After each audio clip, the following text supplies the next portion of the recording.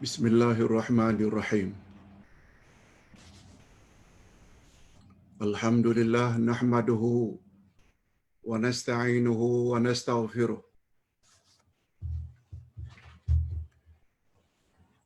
wa na'udzu billahi min shururi anfusina wa min sayyiati a'malina.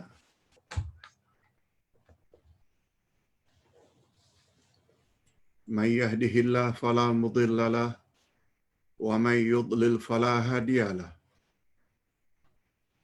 Asyhadu an la ilaha illallah wahdahu la syarika lahu wa asyhadu anna Muhammadan abduhu wa rasuluh la nabiyya ba'dah. Allahumma salli wa sallim ala nabiyyina Muhammad wa ala alihi wa sahbihi ajma'in, amma ba'd. Hadirin dan hadirat serta para pemirsa yang saya hormati dan kasihi, Assalamualaikum warahmatullahi wabarakatuh. Alhamdulillah,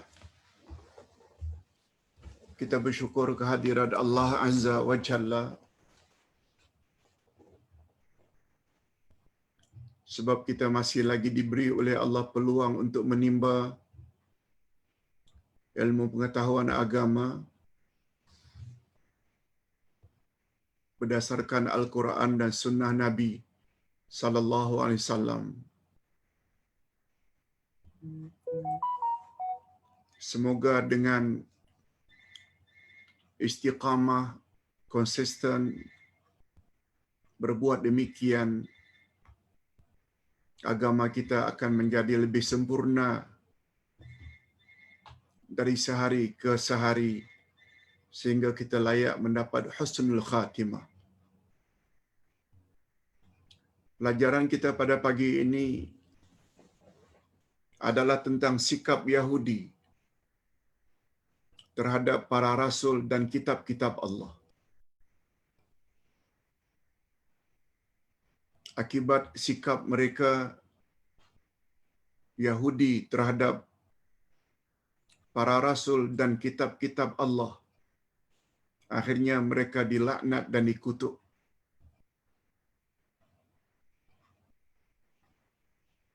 Oleh sebab itu kita perlu tahu bagaimana sikap Yahudi sebenarnya untuk kita jadikan sempadan. Sebab jika sikap yang sama kita miliki, walaupun kita umat Muhammad, kita juga akan mendapat laknat dan kutukan daripada Allah. Na'udzubillahi min dzalik.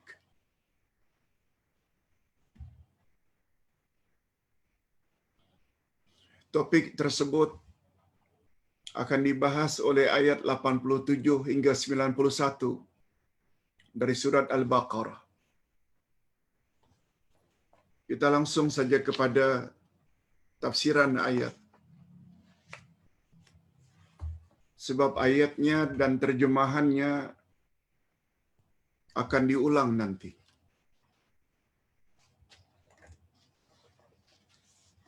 Sudah menjadi sunnah Allah. Sunnah Allah tak sama dengan sunnah Nabi. Sunnah Nabi, perjalanan hidup Nabi.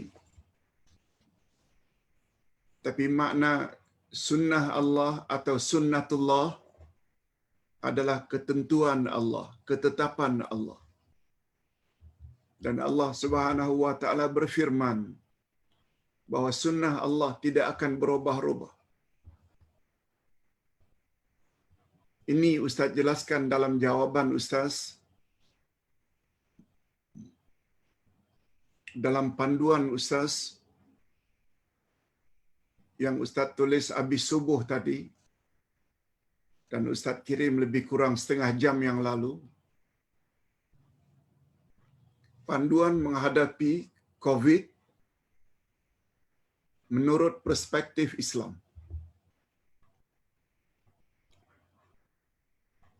Sebab Ustaz banyak mendapat pertanyaan.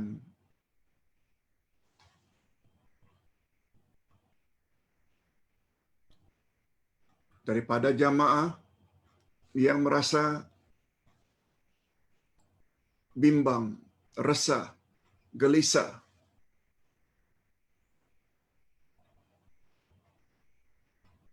terhadap pandemik COVID-19 yang semakin mengganas. Kita lihat setiap hari terus saja bertambah. Ambil vaksin pun bukan menjamin kita akan selamat. Oleh sebab itu, Ustaz beri panduan kepada semua, khasnya untuk para jamaah yang dikasihi, supaya jiwa kita ini tenang. Macam mana cara menghadapi menurut pandangan perspektif Islam? Sila baca. Dan Ustaz izinkan share kepada saudara mara supaya mereka jangan panik menghadapi apa saja ujian Allah.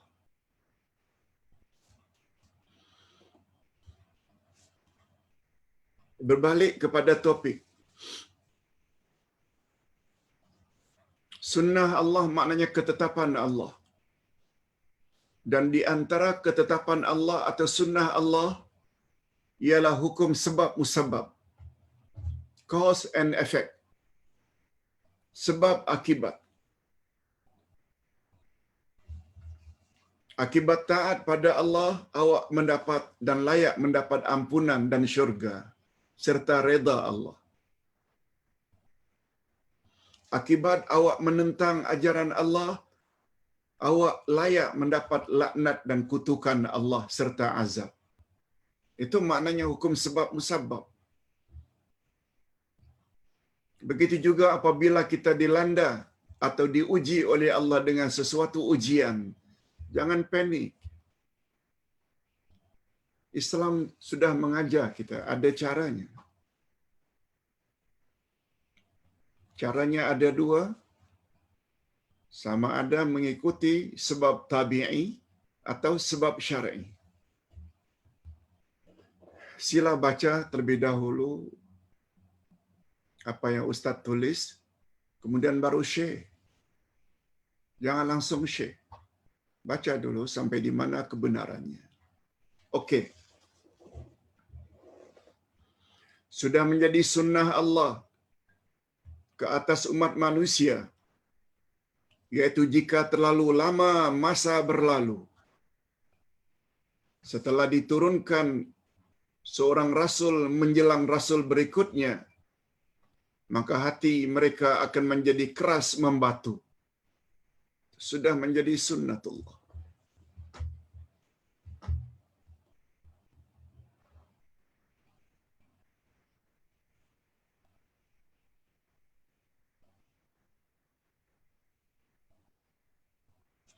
Dan ketika itu nasihat. Kalau hati dah keras membatu, ketika itu nasihat dan pengajaran agama akan dilupakan. Serta penyelewengan agama akan bermaharajalela. Ini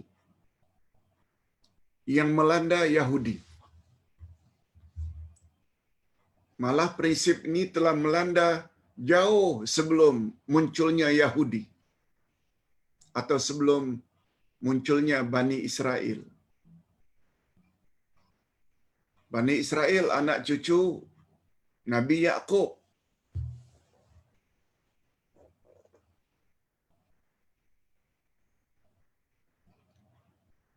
Jauh sebelum Yaqub.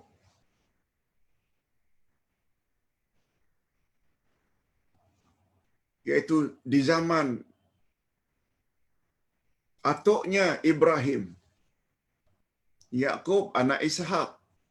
Ishak anak Ibrahim. Di zaman Ibrahim memerintah Namrud. Kata Profesor Wahbah Az-Zuhaili di dalam kitab tafsirnya Al-Munir, Namrud memerintah 500 tahun. Bukan 5 penggal. 5 penggal, 5 kali 5 baru 25 tahun. Kalau istilah penggal kita hari ini.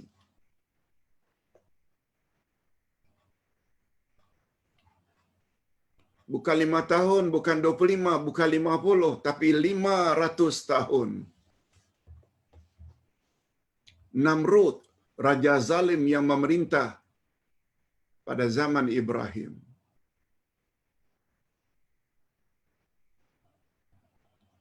Itu sebabnya dia sangat sombong terhadap kebenaran yang dibawa oleh Nabi Ibrahim. Sampai lemparkan Ibrahim ke dalam api. Menurut Profesor Wahbah Az-Zuhaili, kesombongan Namrud itu karena memerintah terlalu lama. Kiaskanlah. Kalau sudah berkuasa terlalu lama, orang biasanya akan jadi sombong dan zalim. Okey. Allah Subhanahu wa taala menyebut hakikat ini di dalam Al-Quran. Cuba perhatikan ayat 16 dari surat Al-Hadid. Ini baru mukaddimah. A'udzubillahi minasyaitonirrajim. Alam ya'ni lilladzina amanu an takhsha'a qulubuhum li dzikrillah wa ma nazala minal haqq wa la yakunu kalladzina utul kitaba min qabl fatala 'alaihimul amad faqasat qulubuhum wa katsirum minhum fasiqun.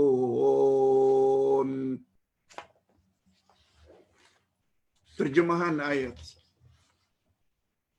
Belumkah datang waktunya bagi orang-orang yang beriman untuk tunduk hati mereka mengingat Allah dan kepada kebenaran yang telah turun kepada mereka. Dan janganlah mereka seperti orang-orang yang sebelumnya telah diturunkan Alkitab kepadanya. Kemudian berlalulah masa yang panjang ke atas mereka, lalu hati mereka menjadi keras. Dan kebanyakan di antara mereka adalah orang-orang yang fasik atau orang-orang yang ingkar.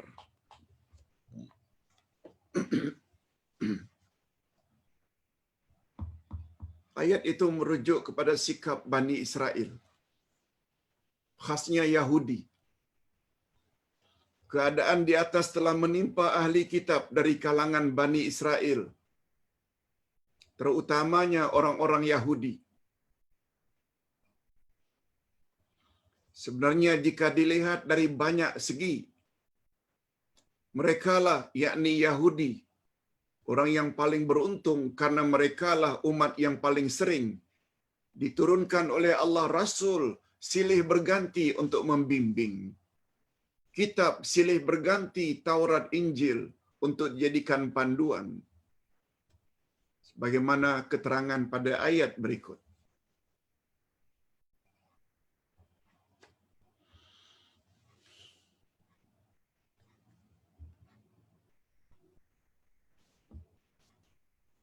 Itu sebabnya Islam telah datang pada kita sejak lama, sejak kecil lagi. Tapi kebenaran Islam selalu kita tangguh-tangguh. Nantilah attend kelas. Nantilah tobat. Nantilah. Sikap delay sesuatu yang wajib diketahui, wajib dilakukan. Sikap suka delay. Orang seperti inilah yang Allah akan kunci hatinya. Sebabnya pada ayat yang kita bacakan tadi, Al-Hadid ayat 16, belumkah datang waktunya orang-orang yang beriman untuk hati mereka menyati Allah. Sebabnya kalau kita suka tangguh, hati kita akan jadi keras, membatu. Okey, kita teruskan dengan tafsiran ayat. وَلَقَدْ آتَيْنَا مُوسَى الْكِتَابَ وَقَفَّيْنَا مِنْ بَعْدِهِ بِالرُّسُلِ وَآتَيْنَا عِيسَى ابْنَ مَرْيَمَ الْبَيِّنَاتِ وَأَيَّدْنَاهُ بِرُوحِ الْقُدُسِ.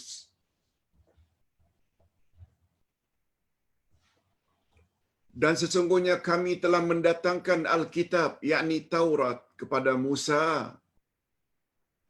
Dan kami telah menyusulinya berturut-turut sesudah itu dengan rasul-rasul.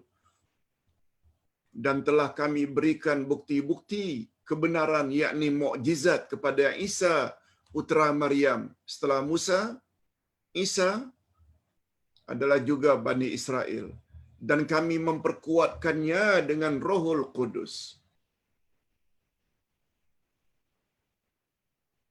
Rohul Kudus dengan makna malaikat.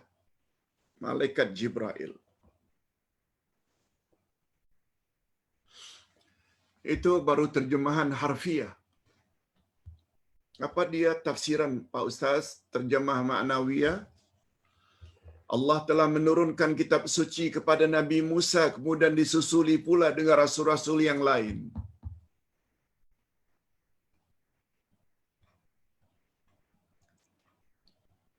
Menurut sejarah, setelah Musa bukan langsung Isa. Banyak lagi rasul-rasul yang lain in between antara Musa dengan Isa. Tidak kurang 1,800 tahun. Di tengah-tengah di antara Musa yang dapat Taurat dengan Isa yang dapat Injil, terdapat Nabi Daud, terdapat Nabi Sulaiman, terdapat Nabi Zakaria, terdapat Nabi Yahya, dan banyak lagi. Semuanya itu dari kalangan Bani Israel. Malahan terkadang-kadang diutus beberapa orang rasul kepada mereka secara serentak. Sebagaimana Allah utus Nabi Ibrahim di Palestin. Pada masa yang sama, Nabi Lot diutus di Jordan, Laut Mati, yang ketika itu kotanya kota Sodom. Dalam sejarah, sebelum kota Sodom itu dibalikkan akhirnya menjadi Laut Mati, malaikat-malaikat lebih dahulu datang ke Palestin, jumpa Nabi Ibrahim. Setelah itu, baru minta izin untuk pergi ke kota Sodom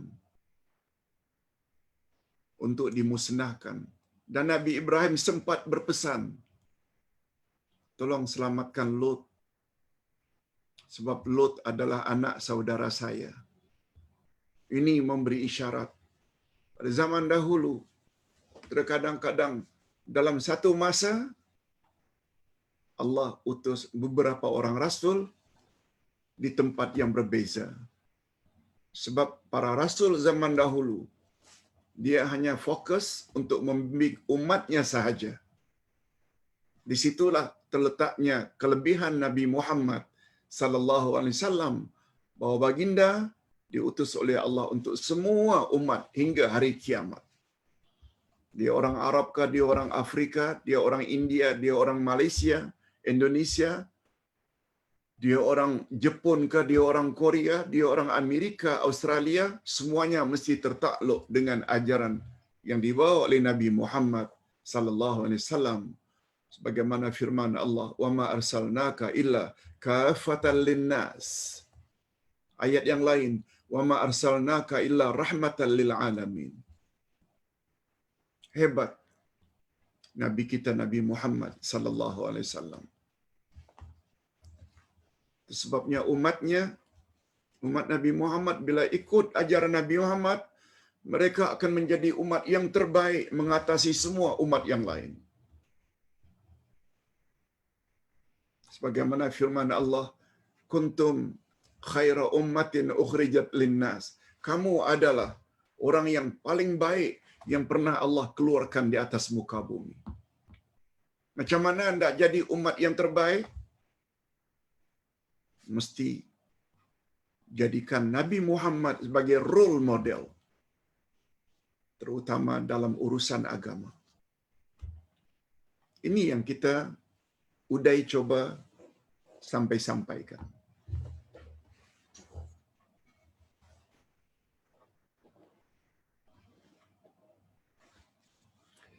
Setelah Nabi Musa disusuli pula oleh Nabi Isa putra Maryam dengan bermacam-macam mukjizat untuk memperkokoh bukti kerasulannya. Oleh itu adalah suatu alasan yang tidak boleh diterima sama sekali dan tidak boleh dimaafkan jika justru merekalah umat yang paling gemar melupakan syariat Allah dan menyelewengkannya serta merubah-rubah ayat-ayat Allah. Itu maksudnya. Mereka sepatutnya menjadi umat yang paling taat pada Allah. Sebab telah diberi oleh Allah beberapa keistimewaan yang Allah tidak bagi pada umat yang lain. Tapi sebaliknya, tidak. Nasib setiap rasul yang diutus oleh Allah kepada mereka.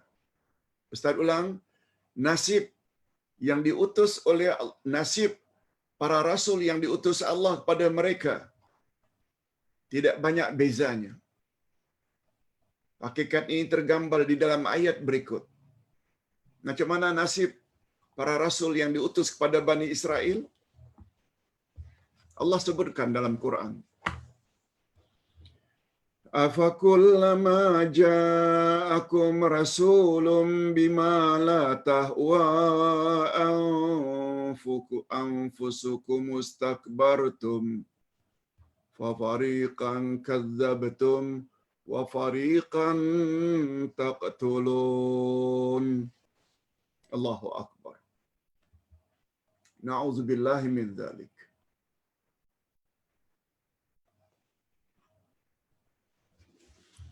Apakah setiap datang kepadamu seorang rasul membawa sesuatu pelajaran yang tidak sesuai dengan keinginanmu, lalu kamu angkuh, sombong?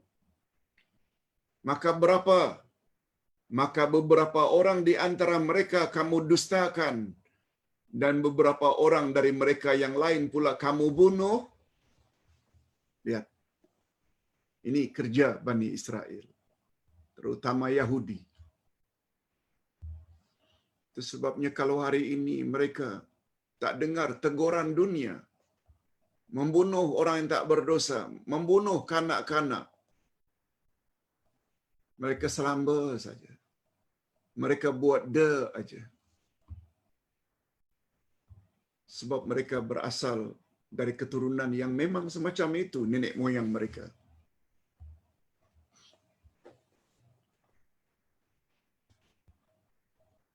Setiap rasul yang datang kepadamu membawa ajaran yang bercanggah dengan keinginan hatimu, lalu kamu hadapi dengan sombong. Sebahagian mereka kamu dustakan seperti Nabi Isa dan Nabi Muhammad. Mereka tak percaya. Yahudi bukan hanya menolak Muhammad ya, karena Muhammad itu lain bangsa. Yahudi juga menolak Isa walaupun Isa itu sama-sama Bani Israel. Sebab mereka tak mau hilang daripada taraf kononnya the chosen people, the chosen one. Apalagi Nabi Isa pernah menyebut di dalam Taurat, di dalam Bible. Kata Isa, ucapan ini yang orang Yahudi tak suka dengar. Apa kata Isa?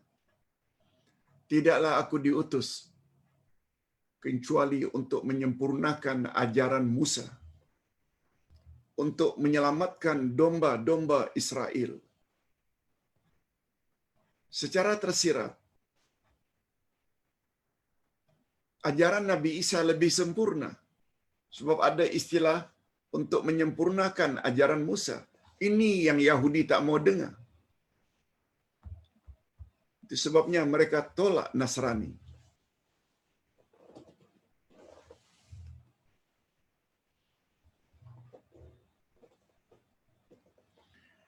Lalu Allah Subhanahu wa taala sebut lagi, apa alasan mereka? Apa jawaban mereka bila ditanya? Mengapa tidak mau ikut ajaran yang dibawa oleh para rasul? Wa qalu qulubuna ghulf bal la'anahumullahu bikufrihim faqalilan ma yu'minun.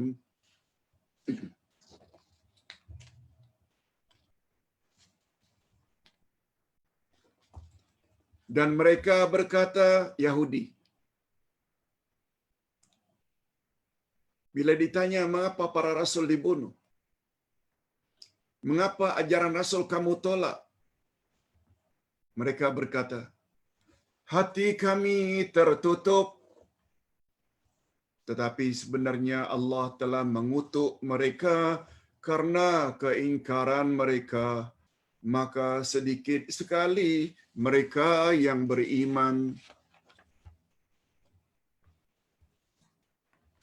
Hadirin dan hadirat, apa yang Allah ceritakan ini pasti benar. Itulah jawaban orang-orang Yahudi.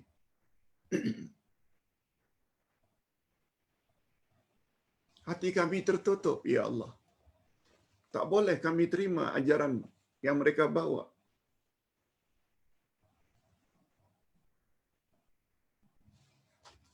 Yang dimaksudkan dengan ghulfun, tidak dapat memahami apa yang dikatakan. Hati kami tertutup. Kami tak faham apa yang mereka kata. Artinya, orang-orang Yahudi yang hidup di zaman turunnya ayat tersebut mendakwa kononnya mereka tidak dapat memahami apa yang disampaikan oleh Nabi Muhammad sallallahu alaihi wasallam. Padahal mereka ahli kitab Yahudi ke Nasrani, orang yang lebih tahu daripada orang-orang musyrikin Mekah.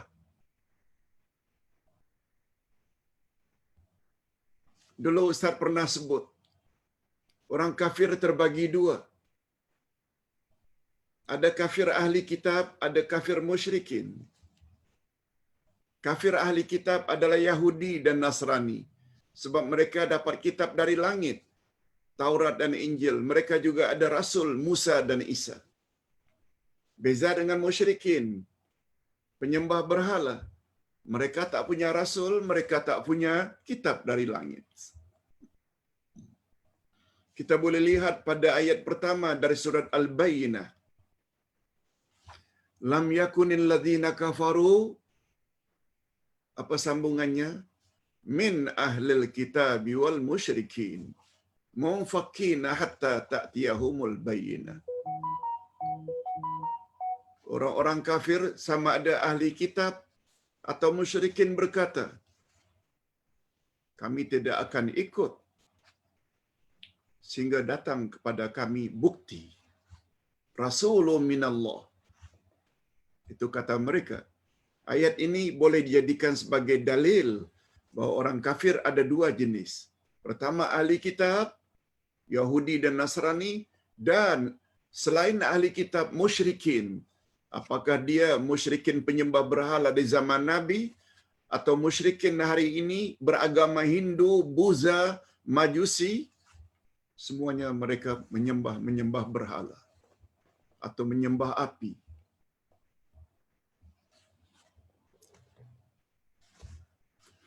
Dakwaan mereka telah dibantah keras oleh Allah bahawa perkara yang sebenarnya bukanlah sebagaimana yang mereka dakwakan. hati kami tertutup, kami tak faham.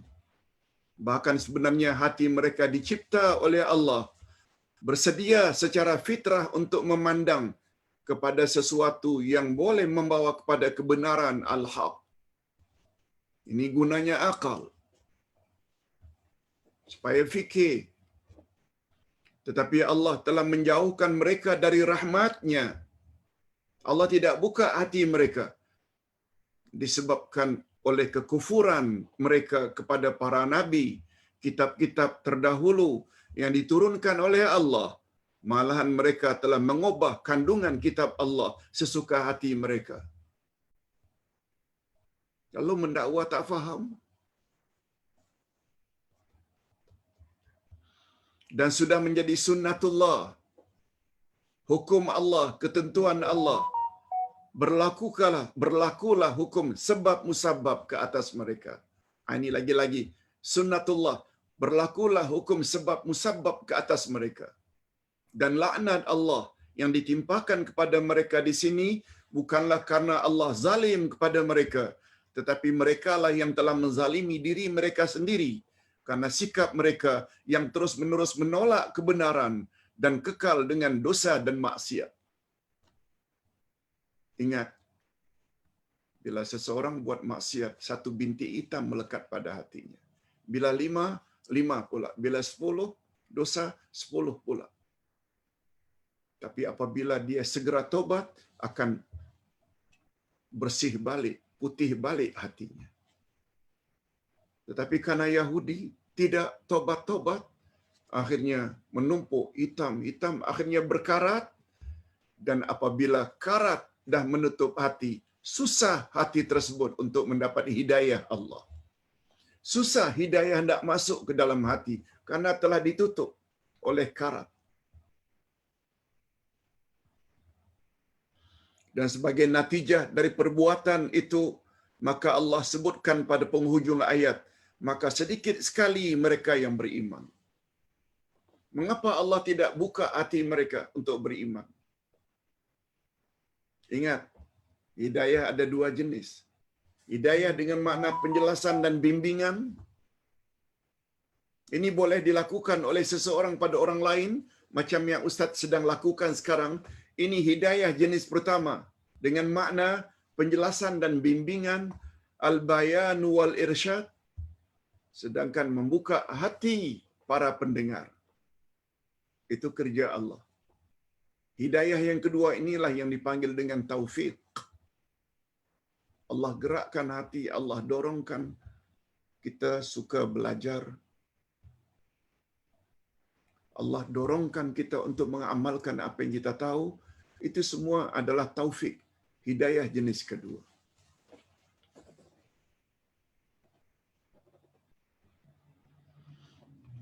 Bagus juga kalau Ustaz jelaskan di sini.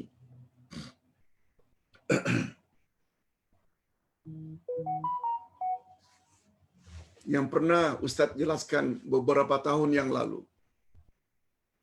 Apa dia, Pak Ustaz?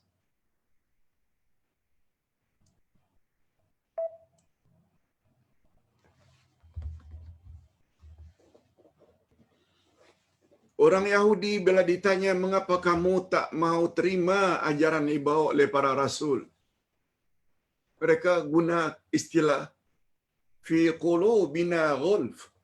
Hati kami tertutup. Ya Allah, kami tak faham apa yang rasul itu cakap. Itu alasan mereka.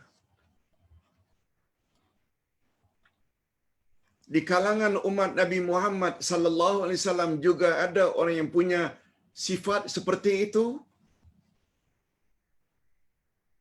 Walaupun mereka tidak mengatakan hati kami tertutup, no. Tapi mereka gunakan istilah bila dia ajak ke majlis ilmu, bila dia ajak mendengar ceramah, hati kami belum terbuka lah. Hati kami belum terbuka lah. Belum tergerak untuk pergi ke majlis ilmu. Apa bezanya? Hati kami tertutup. Kata Yahudi. Kata sesetengah umat Islam yang tak mau ikut majlis ilmu, hati kami belum terbuka. Apa bezanya? Sama saja.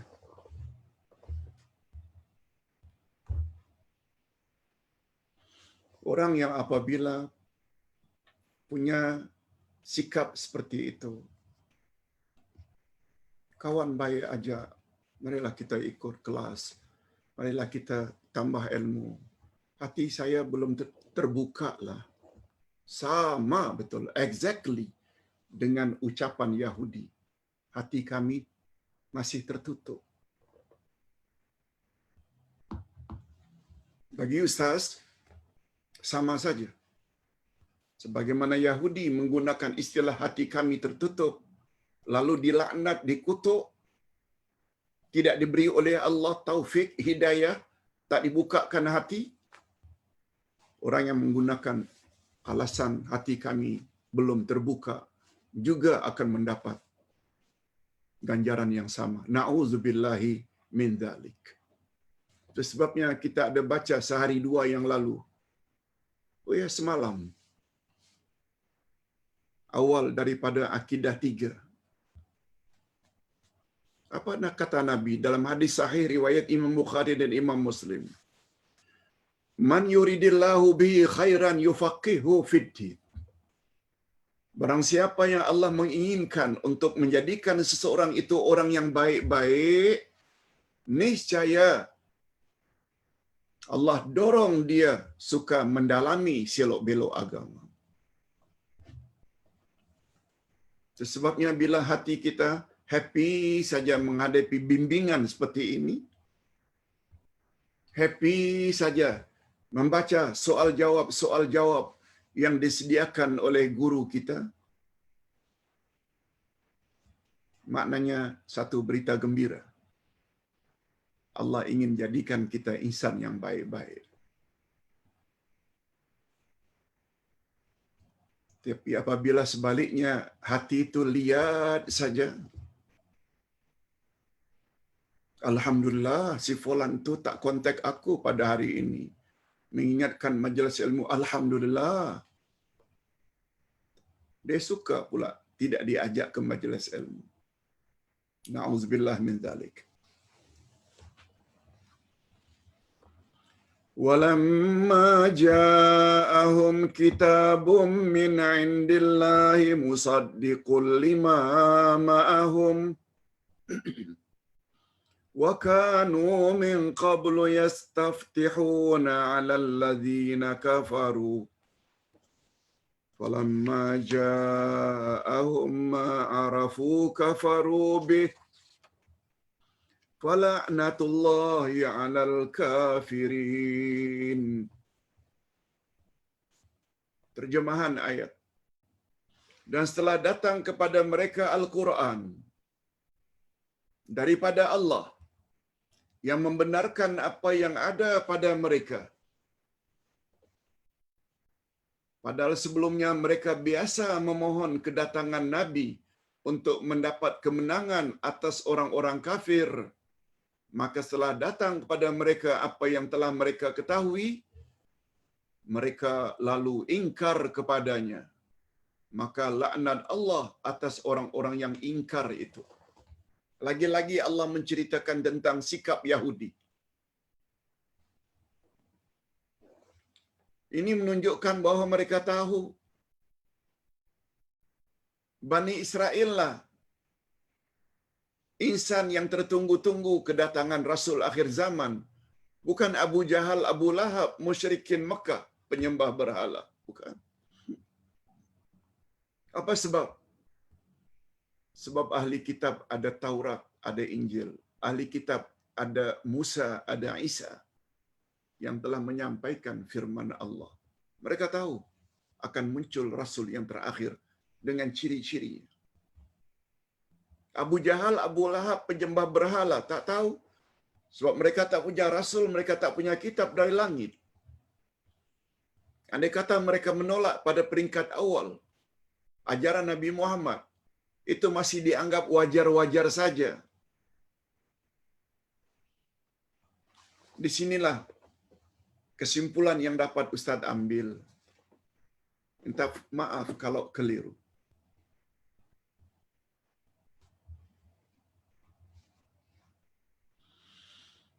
Yang lebih dahulu cenderung pada kebenaran adalah orang-orang yang ada ilmu.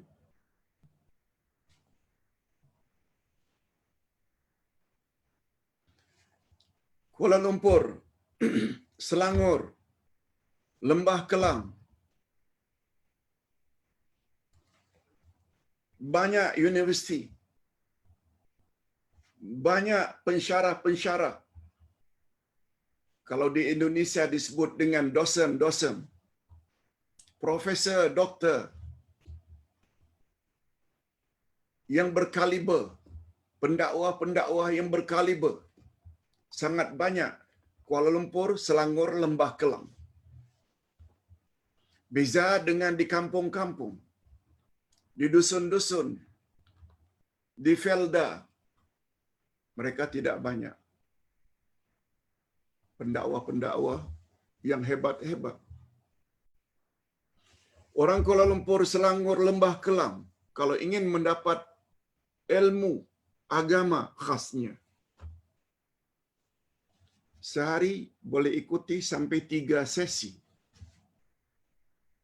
Sini ada majelis ilmu, di sini ada majelis ilmu. Okey, di zaman PKP, dengan kemahiran dengan internet, IT, mereka boleh layari dengan senang untuk mendapat ilmu.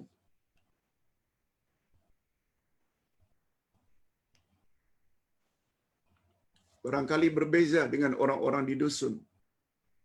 Maksud Ustaz tidak bermaksud merendah-rendahkan orang yang di pedalaman.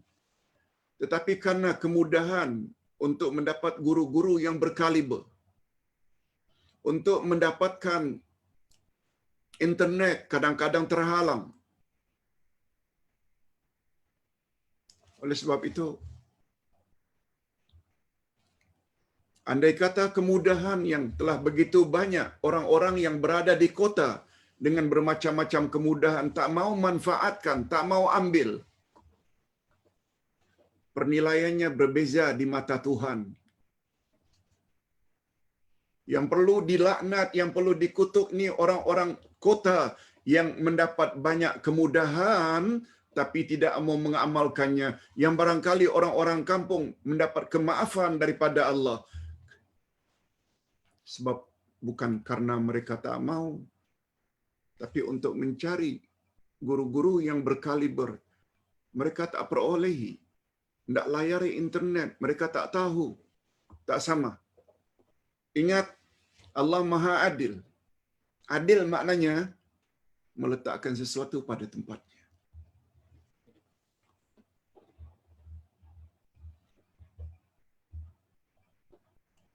Dan sudah menjadi budaya orang-orang yang berpendidikan, cendekiawan, intelektual, selalu punya prinsip, show me the proof.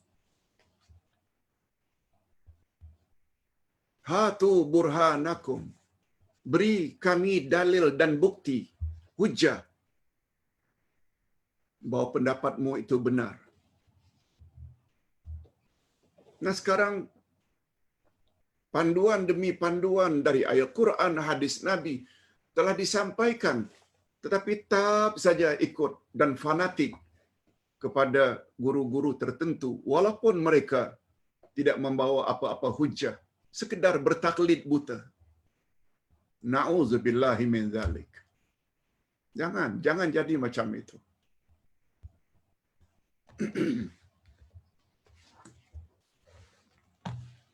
Atas dasar pertimbangan itulah Ustaz Uday, mengapa kalau mengajar perlu ada buku. Pastikan apa yang kita dengar sesuai dengan apa kata Allah, apa kata Rasul. Bukan hanya dengar sahaja. Hadirin dan hadirat rahimakumullah. Minta maaf kalau Ustaz terpaksa kadang-kadang kena sebut perkara ini, sebab sifat manusia memang suka lalai. Tahu-tahu innalillah. Apalagi dalam masa pandemik ini, kita sangat perlu mendekatkan diri kepada Allah. Berapa banyak dalam beberapa hari ini kawan-kawan kita satu-satu meninggal dunia. Tidak mustahil datang turn untuk kita pula.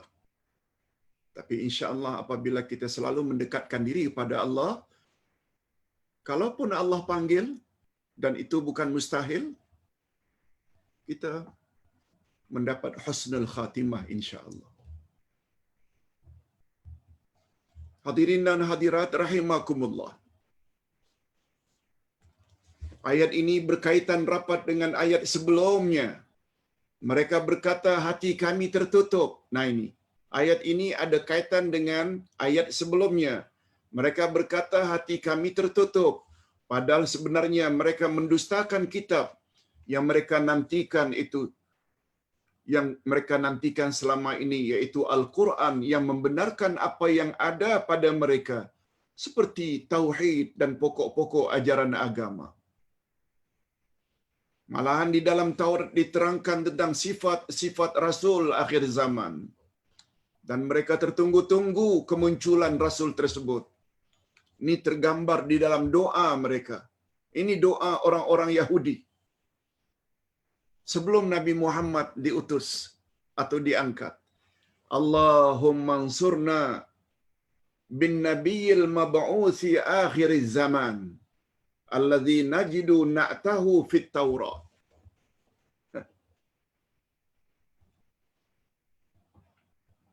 Coba dengar baik-baik apa kata mereka. Nak membuktikan bahawa mereka sebenarnya penipu, pembohong. Dengan mengatakan hati kami tertutup, kami tak faham apa yang Muhammad cakap. Sangat pembohong. Ya Allah, kata mereka, ya Allah, berikanlah kepada kami kemenangan melalui Nabi yang akan muncul pada akhir zaman sebagai sifat sebagaimana sifatnya kami dapati di dalam Taurat.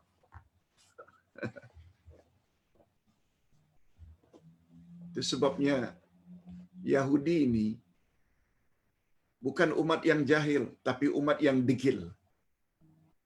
Itu sebabnya ketika Nabi ditanya, ya Rasulullah, siapakah yang dimaksud al-maghdubi alaihim, orang yang dimurkai itu? Nabi jawab, Yahudi. Siapa pula golongan yang sesat? Nabi jawab, Nasrani, Kristian.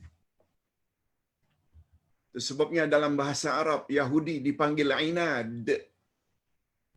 Inad maknanya degil. Tahu tapi tak mau ikut. Sedangkan Nasrani dikatakan jahil karena mereka beramal tanpa ilmu. Kedua-duanya yang ingin mendapat siratal mustaqim tak boleh punya sifat itu. Kita mesti beramal berasaskan ilmu supaya jangan jadi Nasrani. Apa yang kita sudah tahu kita kena amalkan supaya kita tidak jadi Yahudi. Itu sebabnya umat Muhammad senantiasa berkata, sami'na wa ata'na. Kami dengar dan kami taati. Tetapi sayangnya setelah Rasul yang ditunggu-tunggu muncul, lalu mereka dustakan dan ingkari.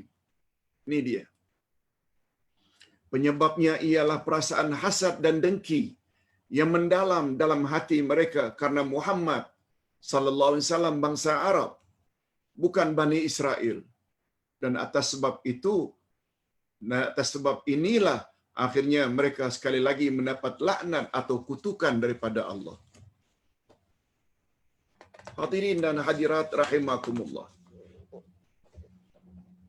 Kita teruskan. Bi'sa ma ishtarau bihi anfusahum ay yakfuru bima anzalallahu baghya ay yunazzilallahu min fadlihi ala man yasha'u min ibadihi. Alangkah buruknya perbuatan mereka yang menjual dirinya sendiri dengan kekafiran kepada apa yang telah diturunkan Allah. Karena dengki bahwa Allah menurunkan kurnia-Nya kepada siapa yang dikehendakinya di antara mereka hamba-hambanya. Allah menjelaskan di dalam ayat di atas betapa buruknya perbuatan orang Yahudi yang lebih memilih kekufuran daripada keimanan. Padahal sewajarnya merekalah orang pertama yang akan menerima kebenaran yang dibawa oleh Rasul akhir zaman. Karena merekalah orang yang mengetahui tentang berita itu. Tetapi sebaliknya justru mereka orang pertama yang menentang karena sifat dengki yang mendalam. Bani Israel tidak reda wahyu diturunkan oleh Allah kepada keluarga Ismail, yakni Arab, sebagaimana selama ini diturunkan kepada keluarga Ishaq, Bani Israel. Faham ini ya? Sebab Nabi Muhammad itu adalah Nabi Ibrahim dari jalur anaknya Ismail. Yakub pula dari anak Ibrahim kepada Ishaq, Ishaq melahirkan Yakub. Sebabnya Arab dengan Bani Israel sebenarnya cousin dari atuk yang sama. Tapi sayangnya mereka dengki.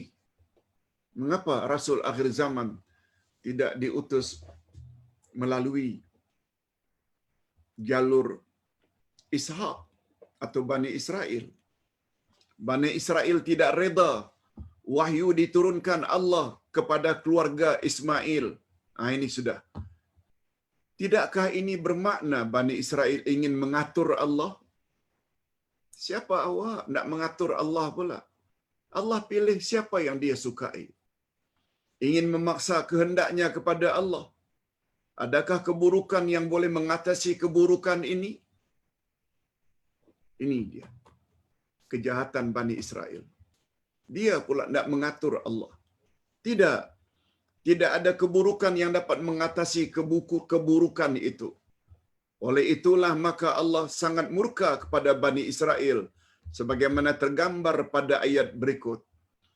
Faba'u bighadabin 'ala ghadab walil kafirina 'adzabun muhin. Karena itu mereka mendapat murka sesudah mendapat kemurkaan. Bertimpa-timpa kemurkaan Allah. Dan untuk orang-orang kafir siksaan yang menghinakan. Na'udzubillahi min dzalik. Dan akibat keingkaran itulah akhirnya Bani Israel mendapat dua kemurkaan Allah. Pertama, kemurkaan karena keingkaran mereka kepada Nabi Musa alaihi salam. Sebab mereka berkata kepada Musa, sami'na wa asaina, kami dengar tapi kami tolak. Dan kemurkaan Allah yang kedua, karena keingkaran mereka kepada Nabi Muhammad sallallahu alaihi wasallam. Dan natijah daripada sikap tercela itulah akhirnya Allah Subhanahu wa taala timpakan ke atas mereka siksaan yang hina di dunia dan di akhirat. Di dunia mereka hidup terhina dan di akhirat pula menunggu siksaan api neraka untuk mereka. Na'udzubillah min dzalik. Nah, kita sampai ke ayat yang terakhir. Wa idza qila lahum aminu bima anzalallah qalu anu'minu bima unzila alaina wa yakfuruna bima ra'ahu wa huwal haqq musaddiqan lima ma'ahum qul falima taqtuluna anbiya Allahi min qabl in kuntum mu'minin. Okey. Perhatikan baik-baik terjemahan ayat yang terakhir ini. Dan apabila dikatakan kepada mereka berimanlah kepada Al-Quran yang diturunkan Allah, mereka berkata, kami hanya beriman kepada apa yang diturunkan kepada kami. No, kami tidak akan ikut kalau kitab itu diturunkan kepada orang lain selain kami. Nabi Muhammad diturunkan Quran itu bukan nabi kami, bukan bahasa kami. Kami hanya akan beriman dengan apa yang diturunkan kepada kami. Dan mereka kafir kepada Al-Quran yang diturunkan sesudahnya. Sedangkan Al-Quran adalah kitab yang hak, kitab yang benar, yang membenarkan apa yang ada pada mereka. Katakanlah, mengapa kamu dahulu membunuh nabi-nabi Allah jika kamu orang yang beriman? Allah tanya balik pada mereka. Jika Nabi Muhammad sallallahu alaihi wasallam berkata kepada Yahudi Madinah, ini bila Nabi bercakap kepada orang Yahudi Madinah, berimanlah kamu kepada Quran yang telah diturunkan oleh Allah. Orang Yahudi menjawab, tidak. Kami hanya akan beriman kepada kitab-kitab yang telah diturunkan kepada kami sahaja, yaitu Taurat. Lalu ditanya balik, mengapa terhadap Taurat pun kamu tolak juga?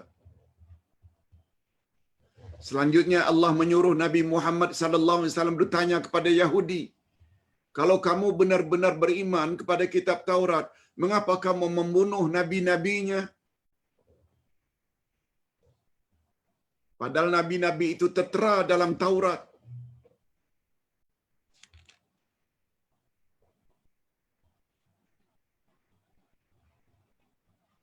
Padahal di dalam Taurat kamu juga dilarang membunuh manusia tanpa sebab.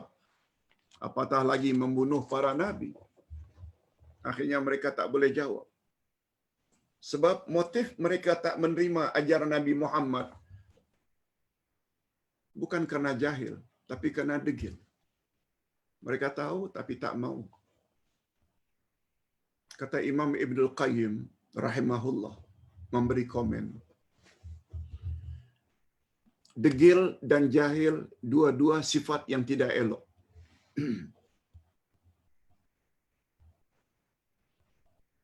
Degil dan jahil dua-dua sifat tidak elok. Degil sifat Yahudi, itu sebabnya mereka layak dimurkai karena tahu tapi tak buat. Jahil adalah karena tak tahu. Bukan karena tahu tapi karena tak tahu lalu sesat. Walaupun kedua-dua sifat tersebut tidak elok,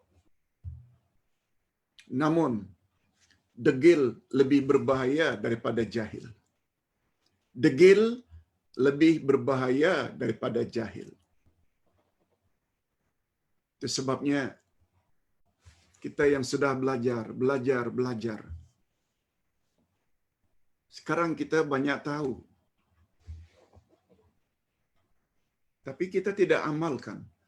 Kita sudah tergolong ke dalam golongan orang yang degil dan layak mendapat murka Allah Azza wa Jalla.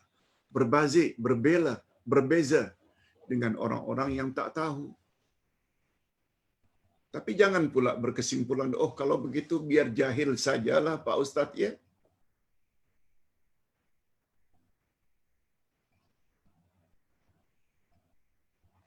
Bukan orang yang jahil ini akan senang lenang di akhirat nanti. Mereka akan ditanya lagi.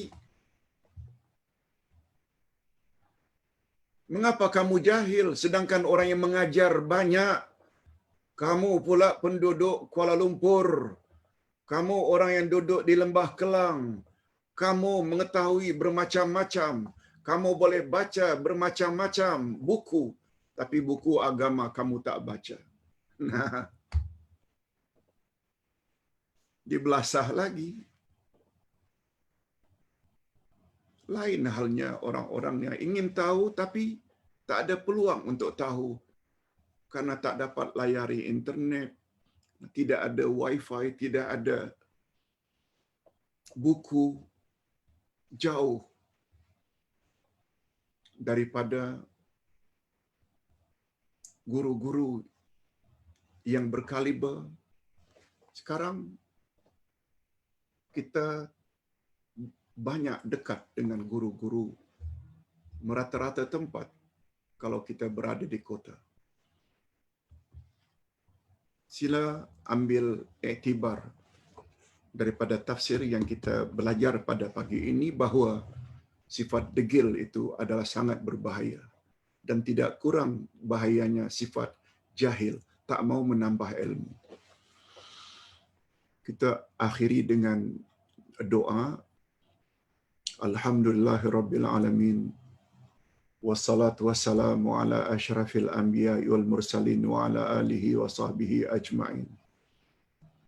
Ya Allah, ya Tuhan kami bersyukur kepadamu karena berkat taufik-Mu kami dapat menimba ilmu pada pagi ini.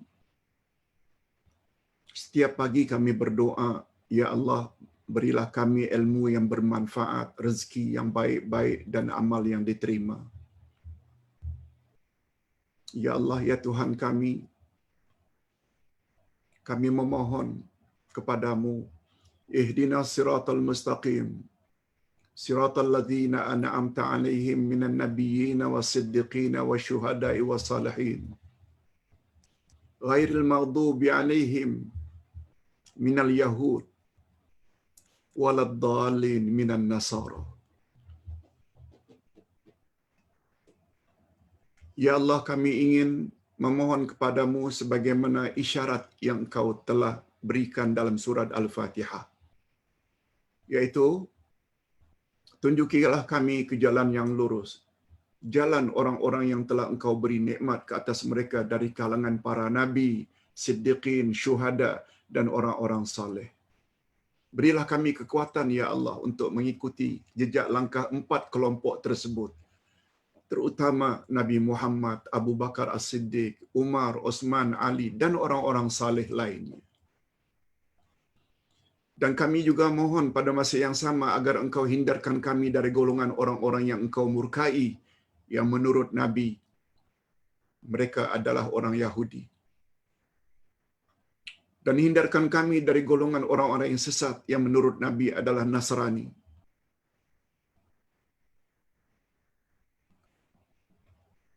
Yahudi Engkau murkai karena mereka banyak ilmu tetapi tidak amalkan, sedangkan Nasrani mereka banyak beramal baik tapi tanpa ilmu. Oleh sebab itu berilah kami, ya Allah, sikap senantiasa sami'na wa ata'na. Kami dengar, ya Allah, kami dengar, ya Rasul, dan kami usahakan untuk mentaatinya.